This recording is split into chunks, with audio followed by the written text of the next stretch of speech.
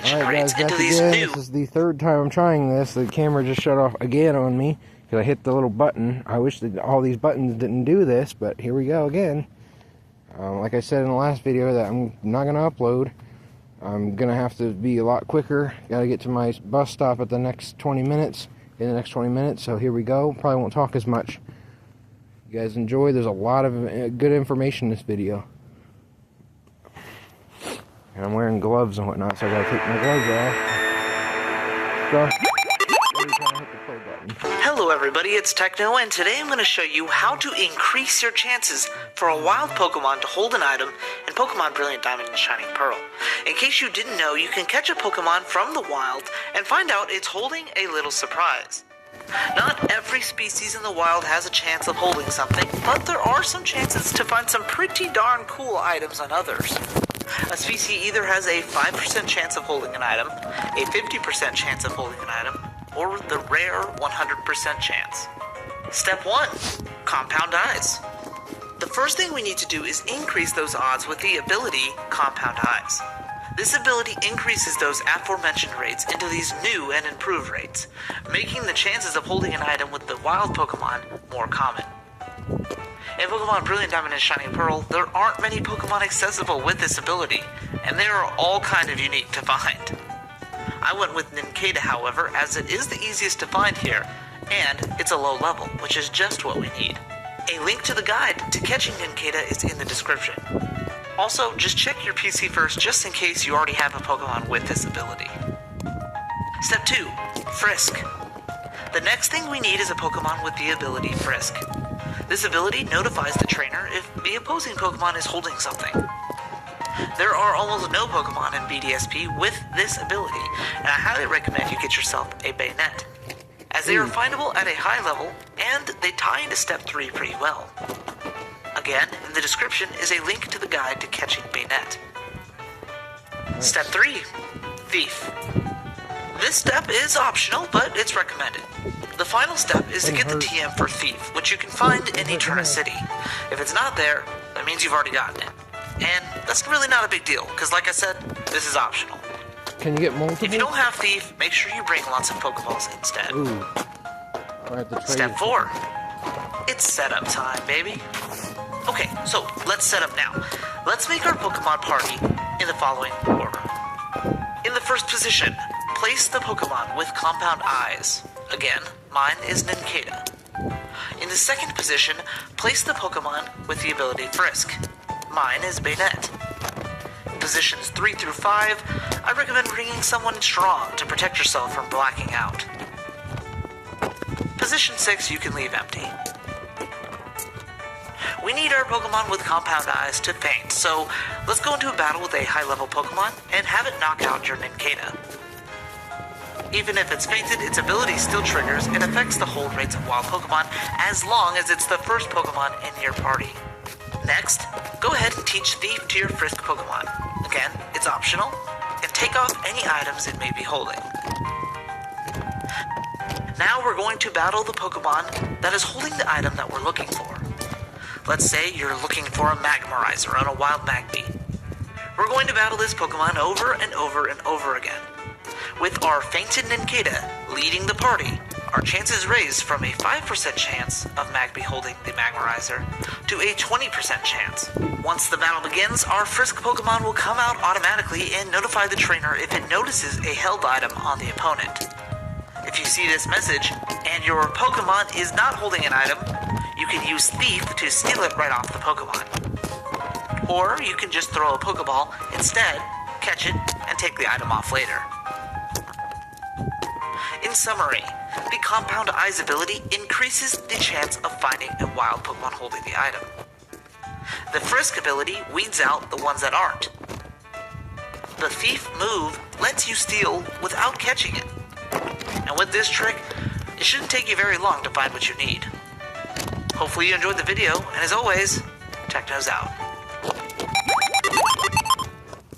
Excuse me, Miss Retta, how do I treat yourself? Well, you could mix and match medium specialty pizzas for $9.99 Treat each. yourself? You already see that? Really? Yeah.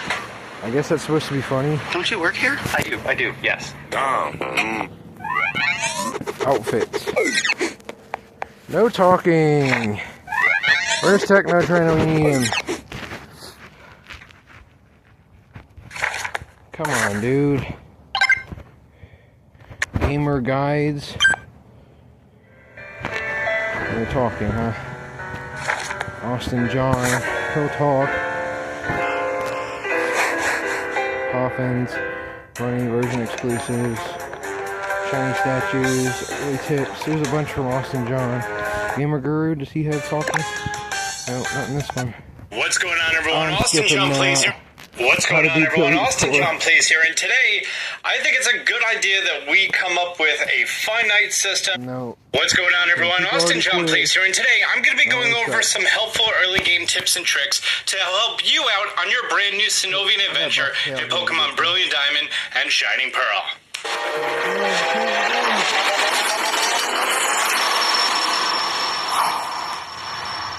I've been waiting so long to say that, and it's finally here, and I'm very excited. The Australian release day is today, and tomorrow is going to be the American release day. I've been playing the game, and I have some helpful pieces of information. This is going to be a spoiler-free video. If there is content that's related to this, I'm just going to tell you that's for later. And don't worry, there's no spoilers whatsoever. And I'm going to be talking about a lot of points here. I'm not going to be demonstrating so much. However, I really want to just point out some specific important places and things that you can do in the early game so you can have as good a time as possible. Also, a whole bunch of features have been shown to us very early via the website and the trailers and official release content like that, and I'm just kind of giving you an idea on when those features become accessible.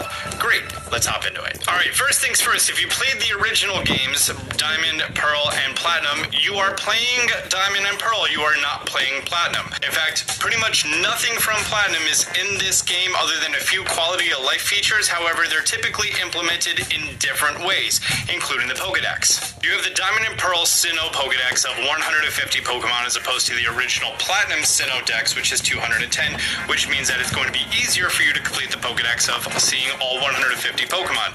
However, some of the Pokemon that were introduced in Platinum are going to be available in the Underground throughout your entire journey, which is really helpful for team building early on. From before you defeat the second gym, you are going to be here in Eterna City, and here's the Underground Man's house right next to the Pokemon Center. He's going to give you the ability to dig underground, in which you can play in local communication on the internet or play alone. If you don't plan on communicating with anybody, I recommend go down, play alone. And here is a very large, sprawling area that expands a whole bunch of different biomes in which you can catch a whole bunch of different Pokemon. The Pokemon that you're going to encounter change as you play through the game at different progress points. In addition, their levels dynamically scale with your progress throughout the game. Unlike the wild area in Pokemon Sword and Shield, where they were either the stock level or 60, as you go through the game at certain significant points, the Pokemon down there will, 1, more species start to show up, 2, more evolved Pokemon start to show up, and 3, their levels increase as you go on. And the Pokemon down here are typically higher level than the Pokemon in the above world at your different progress points. Meaning that the route that you're on, if the Pokemon are level 30, you come down here, they're going to be level 36, and it could be a little challenging at times. Now, I'm going to be putting out very shortly a full Underground guide since it is early game content, but just an honorable mention about the Pokemon that you're going to experience down here. You don't have to pick Chimchar. Diamond and Pearl had a big problem with the lack of fire types that was somewhat resolved in Platinum. However, in the original games, if you did not pick Chimchar, you did not have access to a fire type before the second gym, which is a grass gym. Yes, there are flying types available, but, you may want a fire type. However, in this game, they rectify that because you can get a Houndoom, not Houndour, Houndoom, or a Magby. Magby's in Pearl only. They're levels 16 through 20, and that's before the grass gym, the second gym, which is a really nice quality of life change. I want to make some cookies, but to be frank, I don't know how. I don't even know who Frank is. But thankfully, my Windows 11 Copilot Plus PC can help. With Copilot Voice and Vision, I've got a little help in the kitchen. I've partnered with Microsoft to show you how Copilot Voice and Copilot Vision can help, even if it is your first time making cookies. Hey, Copilot. Hey there, how's it going? What am I looking at? Showing search results for chocolate chip cookies. There's a list of delicious cookie images and recipes. Feel like baking something sweet? With Copilot Vision, Copilot knows exactly what I'm looking at. And in this case, it's a bunch of chocolate chip cookies that I really want to make. Hey, Copilot, what do I need to bake chocolate chip cookies? Bearded ginger. Flour, Oh my gosh. Nice quality of life change. That brings me to the starting Pokemon. Since you don't have to have Chimchar, now there's not an inherent advantage to having him on your team. And honestly, it's much more of your decision on who you want to choose. Also, their early game movesets have been kind of optimized and sort of equaled out a little bit. All of them start with a base stat 40 physical move and a stat altering move. And then at one level, at level 6, they're all going to get a stab base 40 move that's going to be appropriate for their type. Chimchar gets Taunt at level 9, Power Up Punch at 12, and evolves at 14. Piplup gets Charm at 11 and its coverage move Peck at 15 and evolves at 16. Turtwig gets Growth at 10 and the increased crit double battles move Razor Leaf at 13. Curse at 18 and then it evolves lastly at 18. Turtwig's final form Torterra is a grass ground type, which is the worst defensive, being weak to 3, double weak to ice, and resists only 2. It's very slow, but it has a pretty good physical attack and defense. It does learn Leech Seed and Mega Drain and Earthquake, which is always an awesome move. Chimchar's final form is the Firefighting Infernape, who's weak to 4 types, but resists 5 and double resist Bug. He's a fast, great mix attacker, but very low defense. He's a glass cannon and does have a very good move pool. Piplup evolves to be Empoleon, who's a water steel type, which resists 8, has an additional double 2 resistance. Piplup evolves to Empoleon, which is water and steel type. Because of that, it's going to resist 8. 2 of them are double resist, and immunity to poison and only weak to 3. This is the only steel type Pokemon we've had as a starter, so that's pretty unique. He doesn't learn any steel moves other than a base 50 Metal Claw. However, you get the TM for Steel Wing before he even evolves to his final form, so that's not too much of a problem. But for sake of continuity, I'm just going to be playing with all 3, so there's no favoritism in this video. By the way, in this game, if instead of playing the game and having a lot of fun, if instead you want to waste many, many hours in an attempt to get your starter as shiny, you can. At the screen that you open up the case and look at the 3 Pokemon, they're not going to appear shiny as there, but in your first battle, they may be shiny, and that's how you would go ahead and check. And then you go through the long boot up screen, and then you could do the whole process over again. There are ways to get all 3 starters in the game with literally double or better shiny odds in the post game, but if you want to spend an exorbitant amount of time here doing it, you're more than welcome to. The original games had sort of a problem with where you go next. This has been resolved because every time you hit the menu button with X, you see right down here, Cedric went to Eterna City, that's what I named my rival, so you better make the way to, and if you hit the plus button, it's going to literally show you your destination, where you need to go next. My first time playing Pearl, which was recent, it was sort of a mixed bag on where I'm going, so I really had to talk to everyone, see which routes were closed, and then kind of figure out where I'm going and pay attention to text. They've made it a lot easier this way. A really important thing that I want to talk about here is how the game is structured. You're going to have access to the Sinnoh Dex, which is 150 Pokemon, and in order to complete the Pokedex, you just need to see all of them, and then you're going to get access to the National Dex, which is pretty much every Gen 1, 2, 3, and 4 Pokemon are pretty much available between the 2 games, Brilliant Diamond and Shining Pearl. And just a heads up, you can complete the entire Pokedex from just seeing other people's Pokemon and never having to trade for anything. You could just play the game on your own, never connect to the internet, have 0 friends, and still complete the Pokedex and get access to the National Dex. And obviously it doesn't go for catching them all, but seeing them all you can do mostly with trainers that you encounter. Here is a huge tip that I have to give. A lot of events in this game are linked to the in-game clock, and the in-game clock, never ever change it.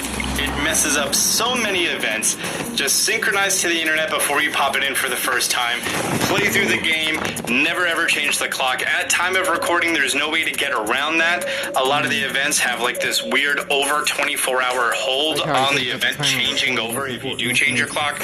So just whatever you do not change over your clock, okay? One of the biggest tips I could give you. Great, now let's get into some nitty-gritty stuff. First of all, you can change your text speed to fast. You can change your window type on whatever window type you like. I like number 18. Of course, battle effects, battle style, whatever you guys want to do. If you update it to version 1.2, you're going to have a few more options in here, including once you get to the underground, you can reduce rumble. And one of the nicest things is you can disable background music if you so choose to. By the way, definitely update to version 1.1. The quality of life changes changes are huge, and most of all, there's sort of an experience of when you're walking, it just becomes easier to maneuver around. I can get into the specifics about it, but just please take my word, you want version 1.1, which is also necessary for any online interactions. Also, ZL and ZR by default also act like A, so to get through text very quickly if you're interacting with someone, you can literally hold down B and then spam ZL and ZR to go through text even faster if that's your sort of thing. At the beginning of the game, after getting running shoes, you can use the D-pad to walk around, you can use the D-pad while holding B to run around in your 4 cardinal directions, or you can use the joystick to move around freely. The D-pad is going to be helpful if you're using a rappel, which tracks your steps. Also, a late game thing on how to get shiny Pokemon and using the Poke Radar could be very helpful using the D-pad as opposed to using the joystick, but you always have these options. In this game, you can register 4 items. Whatever items that you want, you can take it and you can register it. If you have only one, it doesn't matter which direction you choose. If you just hit the plus button, it's going to use that item. However, if you register a second item, let's register that to left. There we go. Then when you hit the plus button, you're going to have the option of which of the 4. Alright, that's going to be a good stop. I'm going to, try to get Netflix. See if I can maybe do some Netflix content here eventually, because I just got information I have Netflix. So, thank you guys. God bless.